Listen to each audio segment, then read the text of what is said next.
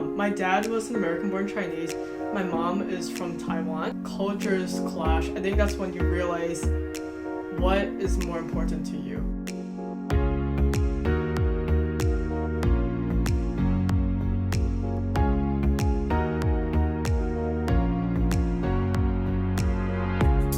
Hi, welcome to Unraveling Stories. Today I am talking with Amanda, a Chinese-American young woman who was born here in the States. This idea of just be yourself, which I think is a message in a lot of at least American literature. This idea, just be yourself, don't try to fit in. Implicitly, the message is conform. It's easy to say and hard to do, especially if you are growing up in two cultures like Jin. Some of these multiple characters are actually like the same character. And I think that represents how people with multicultural backgrounds feel the need of showing a separate version of themselves to each situation, whether it's in school or work or at home. And while all three of these stories seem pretty different from each other, they all share something in common, and that's the struggle of feeling accepted. Do you feel like your family is more Chinese, more American, a mixture of both? My dad was an American-born Chinese. He was born and raised in New York. My mom is from Taiwan. I feel like we have an equal blend. I think my dad is definitely probably more supportive toward the American, kind of American culture, while my mom is a little bit more kind of rooted toward her Asian culture.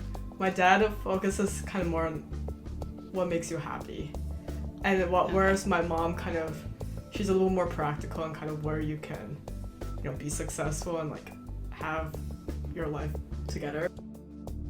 It seems to me that it would be an advantage to be a part of two different cultures. When cultures clash, I think that's when you realize what is more important to you, because you're faced with two things that are kind of different. You need to pick something or the other.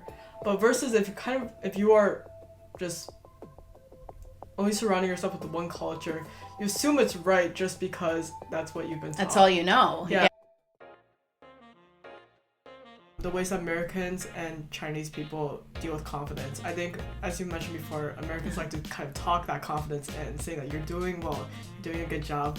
But I think for Chinese people, they tell you what you can improve on, so you can kind of build up your character and then feel the confidence from your character. At least from my perspective, I feel that Chinese parents, they parent their children kind of with the perspective of like tough love, where they do what is best for the child to improve, whether it's like academically, like in another activity, or so they tell it, they do whatever it takes for the child to improve, regardless of whether it hurts the child's feelings. Versus for Americans, they focus a lot on self-confidence, self-esteem. They may not tell the child that they're on what to improve on if that hurts the child's feelings. Yeah. Is happiness talked about like as something that's important? Like this is all to achieve happiness, or is it to make a contribution to the world and be successful? It goes back to the history. So I think for many Chinese parents were immigrants, and when they moved to the United States, they did not have a lot of resources, and as a result faced a situation that did not feel very secure because of like financially struggling, just kind of language barriers, that was another issue, lack of opportunity. So I think their perspective is that if you get a decent education, if you get a good job, you will have that security which will provide you happiness. In China, they take a standardized test called the Gaokao, where it's that score basically indicates where you're going to go attend college, what your career is going to be like. And that's why there's so much emphasis on success. Versus here in America, while they do have standardized testing like SAT and ACT, and they do have grades, they do focus a lot on personal characteristics through the essays, college essays, and like teacher recommendations and job experience. Those are valued here.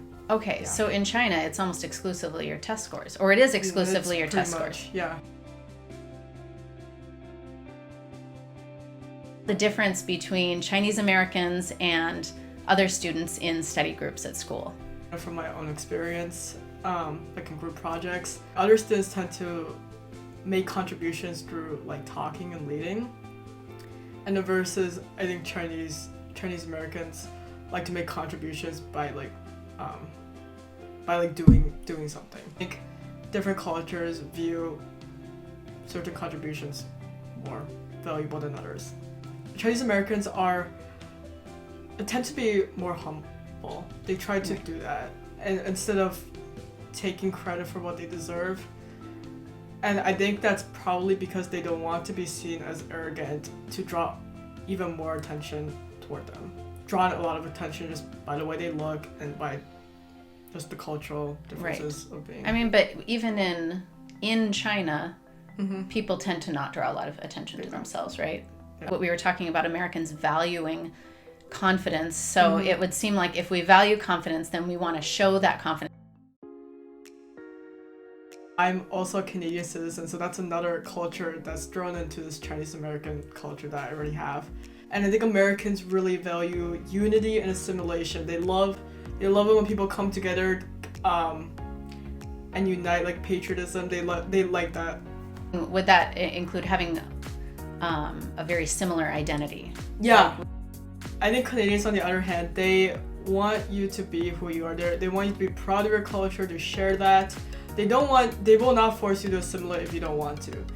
So a melting pot versus a salad. Yeah. In some ways, I like being part of, feeling that I'm not the odd one out. So sometimes I like that in America, but I'm grateful to have that blend of both worlds.